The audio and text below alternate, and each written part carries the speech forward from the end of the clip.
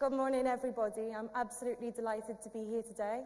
And as this is the beginning of the day, I thought I would talk to you about new beginnings and about the challenges that we need to overcome in order to take on a new challenge or a new beginning at any stage of our life.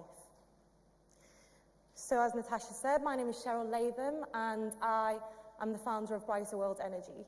At the age of 30, I ditched my well-established career as a business editor on a national newspaper and decided that it was time to go back to school.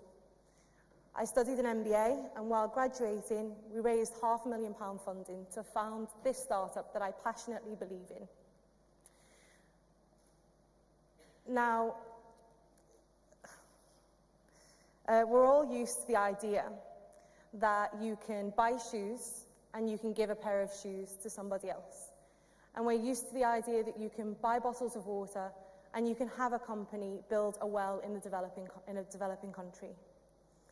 But we are the first energy company that allows you to buy your gas and electricity here in the UK and give solar power to a village in Africa for the very first time. The reason that we do that is because energy allows true development and opportunity. It means children can study into the evening by light instead of toxic kerosene lamp. It means that vaccines can be refrigerated and stored safely in order to improve health. And it means that people can start their own businesses in order to help themselves out of poverty. Doesn't it sound great? Biographies like that one are just bullet points on a CV. And they fail to tell the whole truth about what's necessary to overcome in order to take on real and genuine challenge, which I'm sure many of you can identify with here today.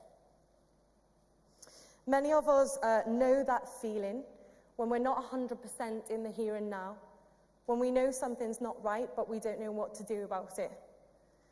And for me, that feeling started out as like a whisper. It started out as this voice saying, do something different, move on. And it grew until it became quite a loud, nagging voice, until eventually it was so loud and all-consuming that it was as loud as a Jumanji drum. In life, I realized that we all value different things. Some of us value achievement, contribution. Some of us value certainty and security. Well, I realized that I valued growth, and I'd stopped growing. So I needed to do something about it. Even though to some people, going back to school at age 30 made no sense whatsoever. At that age, people think, shouldn't you be settling down by now? Shouldn't you be having kids? Shouldn't you be getting married? Shouldn't you be doing all of these things? Shouldn't you be letting life get in the way? But the moment I knew that I had to do something, this noise, this all-consuming noise, just stopped. And there was nothing but calm and clarity and focus. And some of you may know that feeling when you've made a big decision in your life and suddenly the clouds lift and there's nothing but calm. That's how I felt. And that's how I knew that I had to do something different and make this change in my life. But there are things that we need to overcome to make these changes. And if it's okay with you, I'd like to share 3 of those things that I think are quite helpful if you are considering right now or at any time in your life making a change. Number 1, the perceptions of others. Many women know all too well how it feels to reach an age where people think that you should be settling down by now.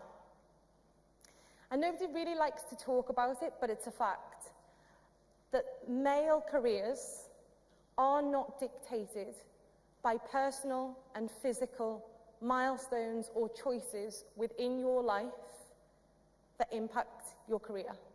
They do affect women, even though we don't like to admit it. But the battle of the perceptions of others is really, really important.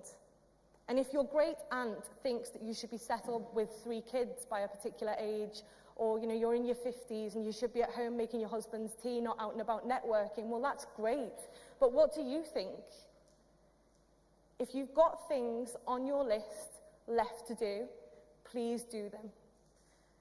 The perceptions of others are filled with the fear and the anxiety of other people's to-do lists that are left forever undone. And you cannot do anything about their to-do list.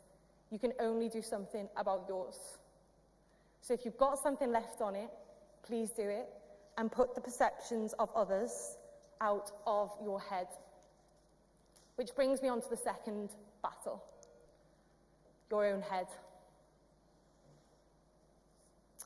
Worry, stress, fear, imposter syndrome, it's all there. Everyone suffers these things the second that any of us decide to step outside of the comfort zone.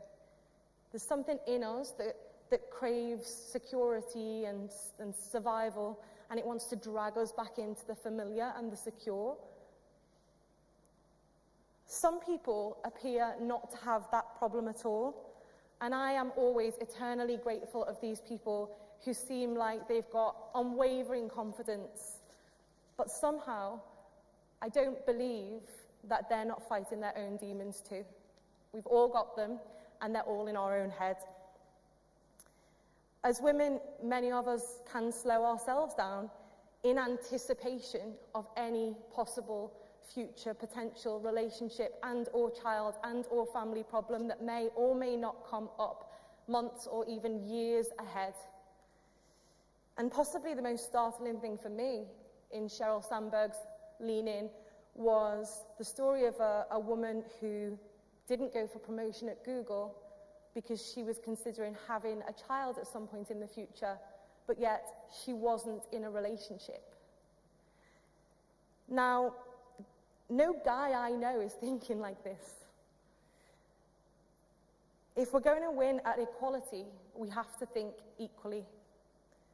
The men I know put their hand up for promotion, no matter how unqualified.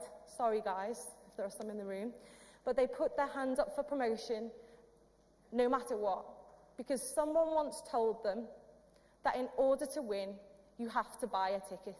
You have to go to the game. You have to be in there. I think this is really important lesson and one that we can all learn. The first thing we need to do is battle our own head and buy a ticket. You might not win, but you'll be in the game, and that's all that matters. And then my last one, your support network. Admittedly, it's much more difficult to make change if you haven't got the support of those nearest to you. Thankfully, the 3 people closest to me were right behind me when I needed to make change, and I'm eternally grateful for that. I know it's being filmed. I think that's because they're truly exceptional people, but I think that's also because I really tried to bring them along with me and to explain to them why this was the right thing for me to be doing at that time. And so whether you're going for a promotion at work, whether you want a career break, whether you want to take a job abroad, I think the first step is to decide whose opinion really matters. Cut your list down as short as you can get it, and make sure that the people on your list are those who believe most in you. And the second thing is explain to them why it's important for you to make this change.